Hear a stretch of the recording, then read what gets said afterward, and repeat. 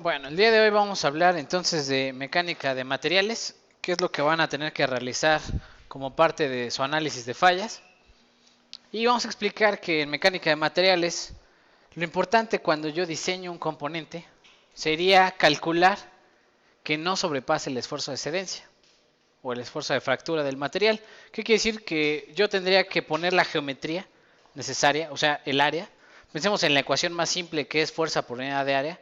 Y aquí le puse yo N porque es una carga normal a la superficie. Y es una convención un poquito de mecánica.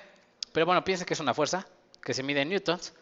Y ustedes tienen que calcular el área de su pieza de tal forma que no sobrepase el esfuerzo de excedencia. ¿Qué quiere decir? Que sigma no sea mayor al esfuerzo de excedencia de su material para que la pieza no falle. El problema es que nosotros partimos de una pieza que ya fue diseñada.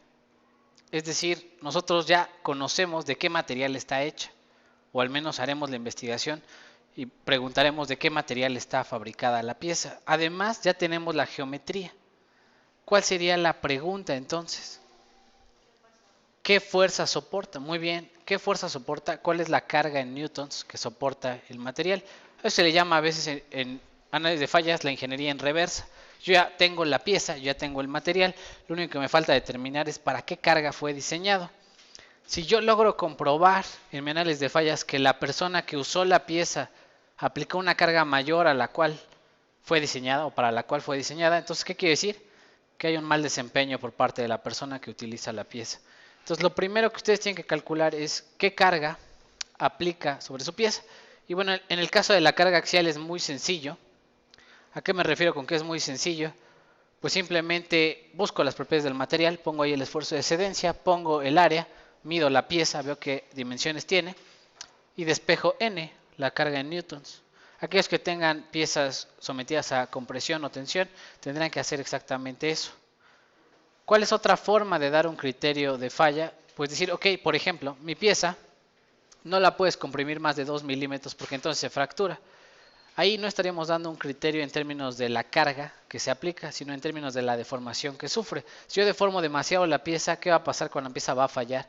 Entonces, una vez que ustedes calculen la carga, el esfuerzo normal o la fuerza normal que aplican sobre su pieza para que falle, ustedes van a calcular la deformación máxima que soporta su pieza sin fracturarse.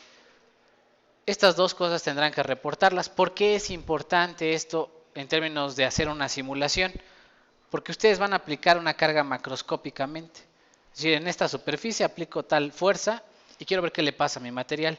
Y el programa, el software, lo que va a hacer es que evaluar dónde se acumulan los esfuerzos, qué zona se deforma más y todo este tipo de cuestiones desde el punto de vista de medios continuos y mecánica, ¿no? Entonces, la idea es ustedes alimentar su software con esto.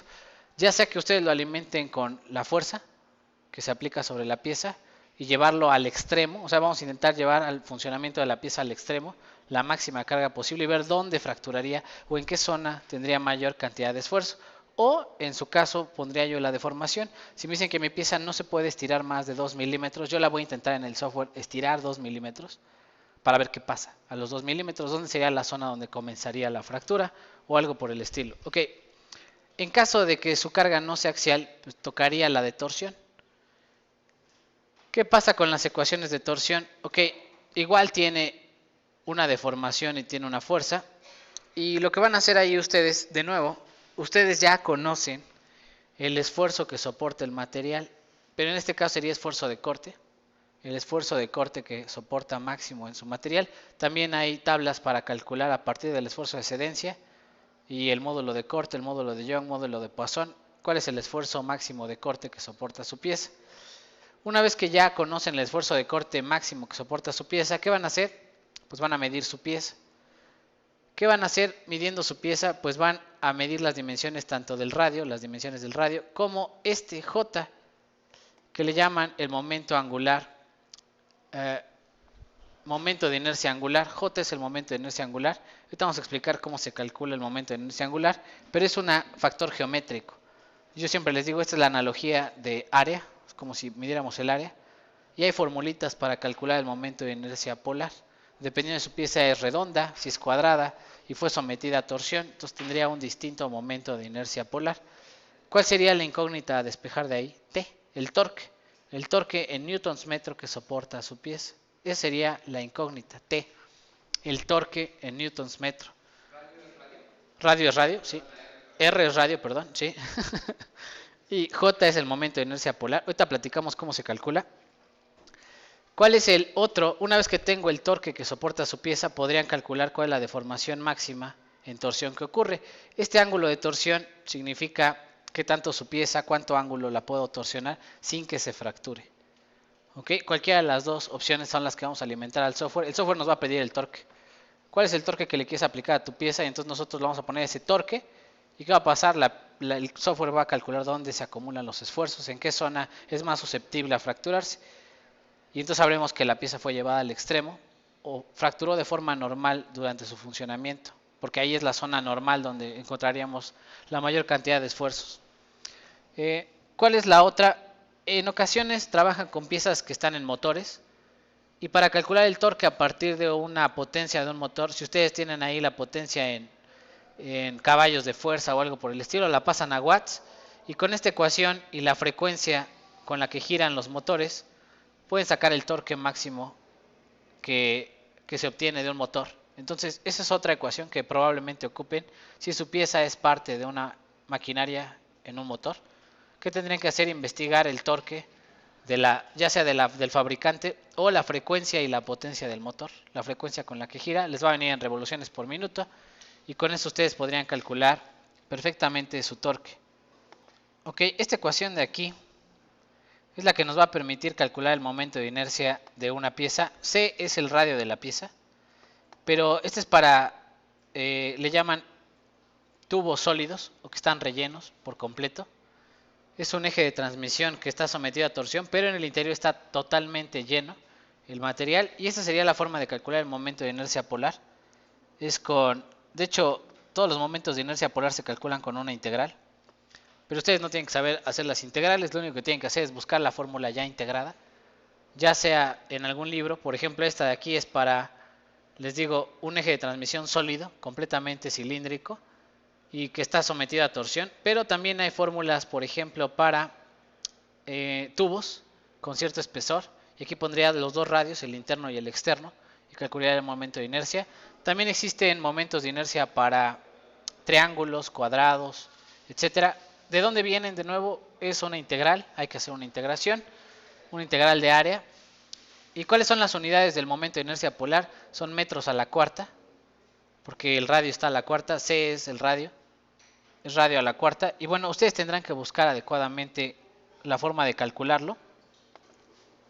En el caso en el que les toque flexión, por ejemplo, les toque calcular el esfuerzo de flexión o la deformación en flexión, lo que van a calcular otra vez es, a partir de las propiedades del material, yo obtengo el esfuerzo de excedencia y voy a obtener dos valores geométricos de mi pieza. ¿Cuáles son esos dos valores geométricos? I, que se le llaman el momento de inercia, así a secas, I es el momento de inercia, y Y, que es el espesor o la mitad del espesor de mi pieza. ¿Qué van a despejar de aquí? M, el momento de torque o el momento de flexión que soporta mi pieza. Y M va a estar en newtons metro. ¿Cuántos newtons metro en flexión soporta su pieza? ¿De dónde van a calcular los otros dos? Voy a platicar de este lado en la caricatura. Ok, cuando yo tengo una pieza, voy a tomar la mitad de la pieza o el centroide de la pieza. Van a tener que buscar si su pieza es muy irregular. ¿Cuál es el centroide? El centro de la pieza. Y la mitad de la distancia desde el centro de la pieza hasta arriba, ese es Y, es el valor de Y. En el caso donde es flexión, si se dan cuenta, el máximo esfuerzo de flexión está en la parte de hasta arriba de su pieza. Entonces, ¿qué van a hacer de la mitad de la pieza, del centro de la pieza hasta arriba? Van a calcular Y. Y necesitan el momento de inercia de su pieza. Ese momento de inercia también lo pueden encontrar en fórmulas. Lo voy a poner por acá. Momento de inercia de la pieza. Entonces, en el libro o en internet van a encontrar estos momentos de inercia. Y dependiendo de su pieza, si es rectangular, si es triangular o tiene alguna geometría en específico, ustedes van a ver cómo se puede calcular el momento de inercia. Y por supuesto el valor de Y, que dijimos que ahí también viene, que es la distancia desde el centro de la pieza, del centroide de la pieza hasta uno de los extremos. Ahí viene cómo hacer los cálculos para cada pieza. Por lo general ustedes tienen piezas rectangulares o circulares y con eso sería más que suficiente para medir la flexión. ¿Qué tienen que hacer entonces? Ustedes con la geometría de la pieza determinan Y, que es la mitad de la pieza, determinan el momento de inercia, con el material determinan sigma y calculan M, el momento de flexión máximo que soporta su pieza. La otra, una vez que tienen a M, pueden calcular el inverso del radio de flexión. Esta es otra forma de especificar la deformación que sufre una pieza por flexión. Recuerden que la distancia Y, dependiendo si es hacia arriba o hacia abajo, puede ser que una parte esté sometida a tensión y la otra mitad a compresión. Normalmente vamos a estar pensando que la primera que falla es la de tensión. Y entonces podríamos aquí el esfuerzo de excedencia en tensión de la pieza. ¿Sí? ¿Dudas, preguntas con lo que hay que hacer?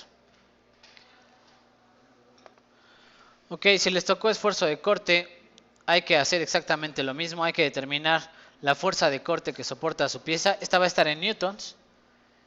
Y que hay que calcular o que hay que buscar en la literatura cuál es el esfuerzo máximo de corte que soporta su pieza.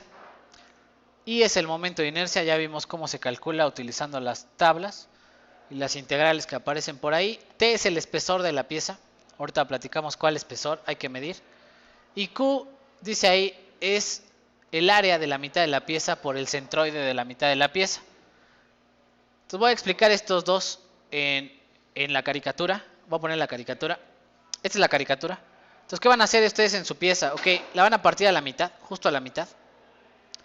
Y el área que va a quedar encima de la mitad, piensen que el área que queda a la mitad es la zona azul. Van a calcular el área de la mitad de la pieza. Esa le llaman área prima. El área de la mitad de la pieza se llama ¿qué? Área prima. El centroide, la posición del centroide, que es del centro de la pieza hasta el centroide del área que queda en la parte superior, esa le llaman Y barrita prima. Es el centroide del área superior, solamente el centroide del área superior. Y luego el espesor sería la distancia que hay de un extremo a otro de la pieza. Todos esos valores los necesitan para hacer su esfuerzo de corte. Entonces, ¿qué voy a hacer otra vez? Mido mi geometría, calculo la mitad del área de la pieza, la que va a estar sometida a corte. Calculo el centroide de esa área, muchas veces muy sencillo, a veces van a tener que hacer alguna integral por ahí.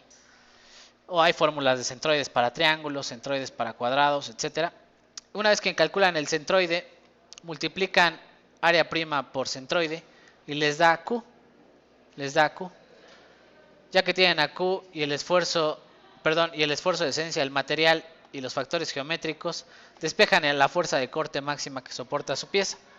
Eso es lo que habría que hacer en un tornillo, por ejemplo. Si es un tornillo que está sometido a corte o en alguna pieza similar. Y bueno, básicamente es lo que tendrían que calcular en términos de ingeniería en reversa. ¿Por qué necesitamos todos estos esfuerzos o fuerzas para alimentarlo al software? Si no, no vamos a poder alimentarlo correctamente y llevar la pieza al extremo. ¿Qué era V? La fuerza de corte. Shear le llaman. Shear force. V es shear force, que es newtons. ¿Cuántos newtons soporta en corte su pieza? ¿O para cuántos newtons está diseñada? Si tengo un tornillo al cual le cuelgo algo al tornillo, entonces está sometido a un corte. ¿Y cuánta fuerza de corte sería, cuánta masa puedo colgar del tornillo sin que se fracture? ¿Qué otro tipo de piezas se van a encontrar? Ok, se van a encontrar recipientes sometidos a presión. Es decir, si tienen un tanque, un pedazo de tanque, pared de tanque, un tubo, una tubería o algo que tenga en su interior gases o fluidos a presión, van a tener que utilizar estas formulitas. De nuevo, ¿cuál sería el término a despejar? Como es ingeniería en reversa, yo tengo el esfuerzo, tengo las dimensiones, el espesor de la pared, el radio del cilindro y tendría que calcular o despejar la presión que soporta en su interior el cilindro. Si alguien superó esa presión, ¿qué quiere decir? Que fue un mal uso del equipo. Está usando mal el equipo, llenó de más su tanque de gas y por eso explotó. ¿Y qué otra cosa? Por ahí a alguno de ustedes les va a tocar la parte de dilatación térmica. Hay piezas que fallan por dilatación térmica cuando están sometidas a ciclos de temperatura. Y ahí habrá que ver qué tanto fue calentada la pieza, cuál es la longitud de su pieza. Y con el coeficiente de expansión térmico, esto habría que buscarlo en la literatura, es propiedad del material. Habría que calcular cuál es la máxima deformación que va a sufrir su pieza. Si ustedes deforman esa pieza de más y entonces someten al material a un esfuerzo mayor al de excedencia, ¿qué va a pasar? Pues su pieza va a fracturarse. Entonces, alguna de estas ecuaciones van a tener que utilizar para calcular qué le pasa a su pieza en términos macroscópicos. Y esa es la idea del diseño ingeniería o la ingeniería en reversa. ¿Qué va a pasar? Ok, nosotros lo que vamos a alimentar al software son las fuerzas a las que está sometida en las paredes. En cada punto del material se va a calcular un tensor de esfuerzos que va a describir qué tantos esfuerzos existen sobre el material, sobre la pieza en cierta zona. Es decir, lo que van a hacer, ustedes van a mallar su geometría, la van a cortar en pedacitos y en cada pedacito van a calcular todos los esfuerzos que están aplicando sobre ese pedazo de material. ¿Cómo lo calcula el software? ¿Cómo lo calcula el software? Lo que hacen ustedes es establecer cosas macroscópicas, la fuerza o el esfuerzo que se aplica en alguna pared del material. ¿Qué va a suceder? Pues ya sea que sea fuerza de corte o fuerza longitudinal, y las propiedades del material, ya sea el módulo de Young, el módulo de corte o el módulo de Poisson, su software lo que va a hacer es va a calcular el estado de esfuerzos de cada parte del material. ¿Cómo lo hace el programa? ¿Cómo lo hace el programa? Pues básicamente utiliza ecuaciones diferenciales. Es decir, él mide el desplazamiento que hay de cada punto del sistema, cada geometría del sistema, cada punto que va a mallar, va a ver qué tanto se desplaza y ese desplazamiento le llaman U, que sería el campo de desplazamiento de cada punto del material, y con eso, haciendo derivadas, calcula la elongación o la deformación de la pieza, qué tanto se deformó cada cubito. Lo único que va a hacer después pues es tomar ese cubito y deformarlo adecuadamente, utilizando las propiedades del material, que son los parámetros de la ME, que seguramente ya vieron en teoría, y con los parámetros, las piezas del material y la ley de Hooke, van a transformar la deformación en esfuerzo o el esfuerzo en deformación, cualquiera de las dos, y resuelve básicamente un modelo que es el modelo de conservación de la cantidad de movimiento en sólidos. ¿Cuál es esa ecuación? La voy a poner así a grandes rasgos, que es esta, ¿no? Es una ecuación diferencial, parcial, que lo que obtiene es el esfuerzo en cada punto del material. Y se resuelve como si fuera calor, por ejemplo, ya sea con método explícito, método implícito, se malla, se hacen nodos y se hace diferencias finitas para cada uno de estos. En el caso de nosotros hace elemento finito, el software, hace un método de elemento finito para resolver este sistema de ecuaciones. ¿Cómo lo hace? Pues lo resuelve para cada punto del material, resuelve el estado de esfuerzos, la deformación y el campo de desplazamiento de cada punto. Una vez que termina de calcular el esfuerzo y el desplazamiento, de hecho esta es la ecuación ya final que resuelve el software, él resuelve prácticamente el desplazamiento de cada punto en la malla. Con el desplazamiento se va de regreso, hace ley de Hooke y calcula la deformación, y con la deformación hace otra vez ley de Hooke y calcula el esfuerzo. Es básicamente lo que hace su pieza. ¿Cuál es el postprocesamiento? Una vez que su software calcula el desplazamiento de cada punto en la pieza, lo que va a hacer es, va a hacer el famoso círculo de ¿quién? De Moore, y va a ver las direcciones principales y va a sacar esfuerzo de von Mises, y es lo que vamos a graficar finalmente. Si el esfuerzo de von Mises supera el esfuerzo de excedencia, su pieza va a fallar. Y es básicamente lo que hace el software. Ya lo vieron bastante en teoría, yo no lo voy a ver a detalle. Simplemente vamos a cargar los datos macroscópicos de su pieza en el software, y con eso vamos a intentar predecir qué deformación sufre, qué esfuerzo sufre en cada punto. Él nos va a hacer el círculo de Moore en cada punto y nos va a calcular cuál es el esfuerzo de von Mises en cada punto. ¿Dudas, preguntas hasta aquí?